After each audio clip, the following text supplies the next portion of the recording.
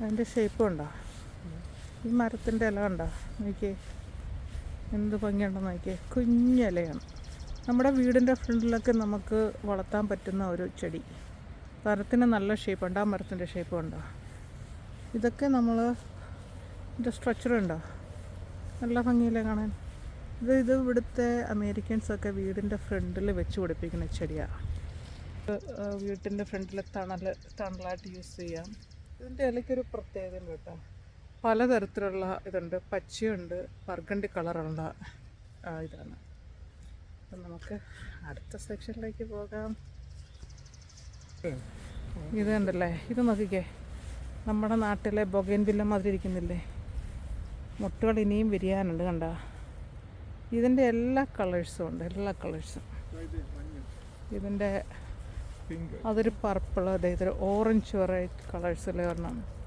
ഇതൊക്കെ നമ്മൾ ഈ ഏപ്രിൽ മെയ് ജൂൺ മാസത്തിലെ ഈ ചെടികളൊക്കെ പൂക്കുള്ളൂ.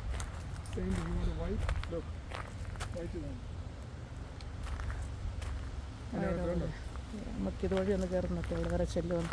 ഇവിടെ ഇരിക്കുന്ന മരങ്ങൾക്കൊക്കെ നല്ല പ്രായമുണ്ട് കേട്ടോ. നല്ല പ്രായമുള്ള മരങ്ങളാണ്. ഇതുവഴിയൊക്കെയാണ് പോണത്. നമുക്കൊരു ബോധമില്ല. നമുക്ക് ആ സൈഡ് കൂടെ പോകാം. ലാസ്റ്റ് തിരിച്ച് കാറിനകത്ത് ഇല്ലണം കൈ. ഇതൊരു കാട്ടിൽ കയറിയ പ്രകൃതിയില്ല. ഇത് ഈ പൂക്കളൊക്കെ വാടിക്കഴിഞ്ഞു. ഒരു ഫോറസ്റ്റിൽ കയറിയ ഒരു ഇതല്ലേ, ഒരു ഫീലിങ്സ് അല്ലേ. നമ്മൾ ഫോറസ്റ്റിലല്ല കേട്ടോ. ദഹിച്ച് നോക്കി എന്ത് ഭംഗിയുണ്ട് ആ ഫ്ലവർ നോക്കി. അതിൻ്റെ തന്നെ ഒരു പർപ്പിളാണിത്, പക്ഷെ അതിൻ്റെ കാലാവധി കഴിഞ്ഞു. അതൊരു വൈറ്റ്, ഇത് വെള്ളയാണ്, അതിൻ്റെയും കാലാവധി കഴിഞ്ഞു. ഇതെല്ലാം നമ്മുടെ നാട്ടിലെ കടലാസിയുടെ ഒരു വെറൈറ്റി സെക്ഷൻ മാതിരി ഇരിക്കും. പിന്നെ ഈ മരങ്ങൾക്കൊക്കെ നല്ല വർഷം പഴക്കമുണ്ട് കേട്ടോ. ഇതേണ്ട, ഈ മരങ്ങളുടെയൊക്കെ ഏജ് ആവത്തിൽ ഓരോ ടാഗ് വെച്ചിട്ടുണ്ട്. ഇതിൻ്റെ കാണുന്നില്ല. മിക്ക മരത്തിന് എത്ര വർഷം പഴക്കമുള്ളതാണെന്നുള്ള ടാഗ് വേണം. കാരണം ഈ ഗാർഡന് കുറേ വർഷത്തിൻ്റെ പഴക്കമുണ്ട്. ഫോട്ടോഗ്രാഫിക്ക് വേണ്ടിയിട്ടാണ് ഈ ഗാർഡൻ അത് യൂസ് ചെയ്യുന്നത്. നമുക്ക് ഇഷ്ടമുള്ള പോലെ ഫോട്ടോഗ്രാഫിയൊക്കെ എടുക്കാം. പിന്നെ പറഞ്ഞില്ലേ, ഫോട്ടോഷൂട്ടിനുള്ള പിക്ചേഴ്സുകൾ, നമ്മുടെ വെഡ്ഡിങ്ങിനോ എൻഗേജ്മെൻറ്റിനോ ഒക്കെയുള്ള നല്ല പിക്ചേഴ്സുകൾ നമുക്കിതിനകത്ത് നിന്ന് എടുക്കാൻ പറ്റും.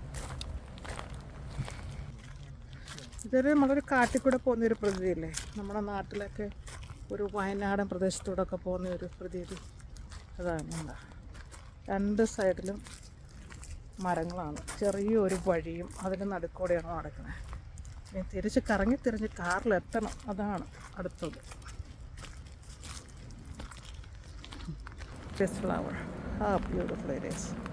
എന്താ എന്ത് രസമാണ് നോക്കിയത്. ഇരിക്കണമെങ്കിൽ ഇരുന്ന് കുറച്ച് നേരം. ഇത് ചെടിയാ, പക്ഷെ അതിൽ ഒരു പൂക്കൾ വരണ കുറച്ച് കഴിഞ്ഞിട്ടേ ഉള്ളൂ. നമ്മുടെ നാട്ടിലെ ഈ എന്താ പറയുക, ചേമ്പിൻ്റെ കൂട്ടുള്ള ചെടി, ഈ ചെടി നമ്മുടെ നാട്ടിലുണ്ട്. അതിൻ്റെ മറ്റൊരു വേർഷനാണത്. ഉണ്ടോ? ഇതിന് വൈറ്റ് ലെയറും അതൊരു ഡാർക്ക് ലീവ്സും ഉള്ളതേ ഉള്ളൂ. അതിൻ്റെ മറ്റൊരു, നമ്മൾ ഈ എന്താ പറയുക, മണി പ്ലാന്റ് എന്ന് പറയുന്നതിൻ്റെ മറ്റൊരു വേർഷൻ കണ്ടോ? അതിൻ്റെ മറ്റൊരു വേർഷനാണിത്. അതിൻ്റെ മറ്റൊരു വേർഷനാണിത്. മണി പ്ലാന്റിൻ്റെ പോട്ടെ, അതിൻ്റെയൊക്കെ ഒരു ഫാമിലിപ്പെട്ട പ്ലാന്റാണ്. ഇനി നമുക്ക് തിരിച്ച് ഇതിനകത്തുനിന്ന് എങ്ങനെയാണ് പുറത്തിറങ്ങണം എന്നുള്ള കാര്യം നമുക്കൊന്ന് നോക്കാം.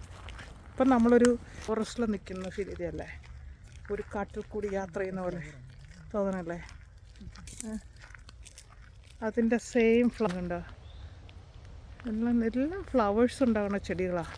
എല്ലാം നല്ല ഫ്ലവേഴ്സ്. ഇത് ഹൈഡ്രാഞ്ച അല്ല, അത് വേറെയാണ്. അത് ഹൈഡ്രാഞ്ച അല്ല, ഇത് ഹൈഡ്രാഞ്ച അല്ല.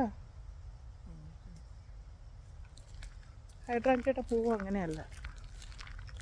ഈ മരം കണ്ട എന്താണെന്ന് നോക്കി, എത്ര ഹൈപ്പാണെന്ന് നോക്കി. ഇരട്ട മരം ഉണ്ടോ? ഇവിടുന്ന് വന്നിട്ട് ഇവിടുന്ന് ഒറ്റ മരമായിട്ട് വന്നിട്ട് ഇതേ അവിടെ എത്തിയിട്ട് അത് ഇരട്ട മരമായിട്ട് ഉണ്ടോ? ഇങ്ങില്ല കാണാൻ. നമുക്ക് ഈ കാറ്റിൽ നിന്ന് പുറത്തിറങ്ങി നോക്കാം എങ്ങനെയുണ്ട്. നല്ല കാറ്റ്, നല്ല കാറ്റ്. ഇതെല്ലാം താഴെ നിന്ന് ഒരു മരം വന്നിട്ട് മുകളിലോട്ട് ചെല്ലുമ്പോഴത്തേക്ക് ഇരട്ട മരമായിട്ട് പോകണ്ട. ഇവിടെയൊക്കെ നമുക്ക് ഇരുന്ന് കാറ്റ് കൊള്ളാം. ബുക്ക് റീഡ് ചെയ്യുന്നവർക്ക് ബുക്ക് റീഡ് ചെയ്യാം, ലാപ്ടോപ്പിൽ വർക്ക് ചെയ്യേണ്ടവർക്ക് അത് ചെയ്യാം. അങ്ങനെ സ്ട്രെസ് അടിച്ചിരിക്കുന്ന ആൾക്കാർക്കൊക്കെ ഇവിടെ വന്നിരുന്നാൽ നല്ല സ്ട്രെസ് ഫ്രീ ആയിട്ടുള്ള ഒരു ടൈം. ഇഷ്ടം പോലെ ആൾക്കാർ വരുന്നുണ്ട് കേട്ടോ. ഫ്ലവേഴ്സ് ഇത് ഫെബ്രുവരി മാർച്ച് മുതൽ ഓരോരോ ടൈപ്പിലുള്ള ഫ്ലവേഴ്സാണ്. ഫസ്റ്റ് ടൂലിപ്പ്, പിന്നെ ചെറി ബ്ലോസം, അങ്ങനെ അതിൻ്റെയൊക്കെ ടൈം കഴിഞ്ഞ് അടുത്ത മെയ് മാസം ആകുമ്പോഴത്തേക്കും ഈ ചെടികളുടെയൊക്കെ ഒരു വേർഷൻ ബിക്കേം ത്രൂ ഹിയർ.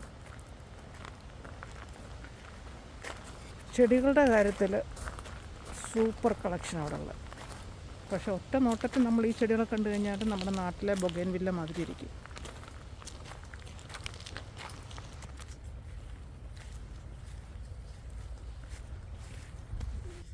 കണ്ടല്ലേ, നമ്മളൊരു കാട്ടിൽ നിന്ന് ഇറങ്ങി വരുന്നൊരു പ്രകൃതിയില്ലേ. കാറ്റുകൊണ്ട് കുറച്ച് നേരം അവിടെ ഇരുന്നു. ഞാനിവിടെയൊക്കെ ഇറങ്ങി ഒരു വീഡിയോ ഒക്കെ എടുത്തിട്ട് വരാം. അല്ലെങ്കിൽ ഇത്രയും നടന്നു കഴിഞ്ഞപ്പോൾ പാവത്തിൽ ഇരിക്കുക സ്ഥലം കണ്ടില്ലേ, അവിടെ കുറച്ച് നേരം ഇരിക്കുക. നമ്മൾ ഈ ചെടിയുടെ വിശേഷം കൊണ്ട് നല്ല ഭംഗിയുള്ള ചെടിയല്ലേ. ഈ ഒരു മരത്തിൻ്റെ സ്ട്രക്ചർ ഇതിൻ്റെ ലീവ്സ് ചെറുതാട്ടാ, ഇതിൻ്റെയും വലിയ ലീവ്സ് ഉണ്ട്. ഇത് മിക്ക അമേരിക്കൻസും അവരുടെ വീടിൻ്റെ ഫ്രണ്ടിൽ ഇതേപോലെ ഒരു ചെടി കാണും. ഒരു മരം, ചെടി എന്ന് പറയാൻ പറ്റത്തില്ല, ഒരു മരമാണ്. അതിൽ ചിലത് നല്ല പച്ച കളറായിരിക്കും, ചിലത് നല്ല ബർഗണ്ടി കളറായിരിക്കും, ചിലതിന് കുഞ്ഞിലയായിരിക്കും, ചിലതിന് വലിയ ഇലയായിരിക്കും കേട്ടോ. പക്ഷേ ഇത് കാണാൻ നല്ല ഭംഗിയാണ് ഇങ്ങനെ നിൽക്കുന്ന കാണാനായിട്ട്. അപ്പം വീടിൻ്റെയൊക്കെ ഫ്രണ്ടിൽ റൈറ്റ് സൈഡിലായിട്ട് മിക്ക അമേരിക്കൻസിൻ്റെയും വീട്ടിൽ ഇതേപോലെ ഒരു ചെടി കാണും. ഇപ്പോൾ അത് ഫോളോ ചെയ്ത് മലയാളീസും അതേപോലെ ചെടി വെക്കാറായിട്ടുണ്ട്. അപ്പോൾ നിങ്ങൾക്ക് ഈ വീഡിയോ ഇഷ്ടമായാൽ please subscribe, like and share and give me the valuable comments. അപ്പോൾ നമുക്ക് അടുത്ത വീഡിയോയിൽ വീണ്ടും കാണാം. Bye guys. പ്ലാന്റിംഗ് ഫീൽഡിലെ വീഡിയോസ് നിങ്ങൾക്ക് ഇഷ്ടമായാൽ തീർച്ചയായിട്ടും നിങ്ങൾ കമൻറ്റ് ചെയ്യണം.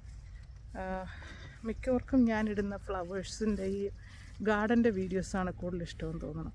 അതുപോലെ തന്നെ ന്യൂയോർക്കിൽ നിങ്ങൾക്ക് കാണാൻ ഇഷ്ടമുള്ള പ്ലേസ് എന്തെങ്കിലും ഉണ്ടെങ്കിൽ തീർച്ചയായിട്ടും നിങ്ങൾ കമൻറ്റ് ബോക്സിൽ ഇടുക കേട്ടോ. നമുക്കതിപ്പം അതിൻ്റെ ആയിട്ടുള്ള വീഡിയോസുകളൊക്കെ എടുത്തിട്ട് നല്ല ചൂടുണ്ട്.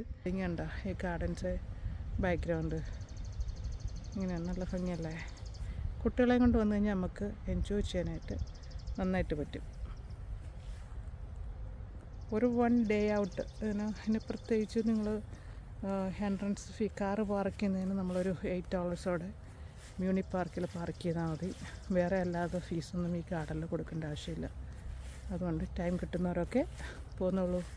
അപ്പോൾ നമുക്ക് അടുത്ത വീഡിയോയിൽ വീണ്ടും കാണാം. Bye guys.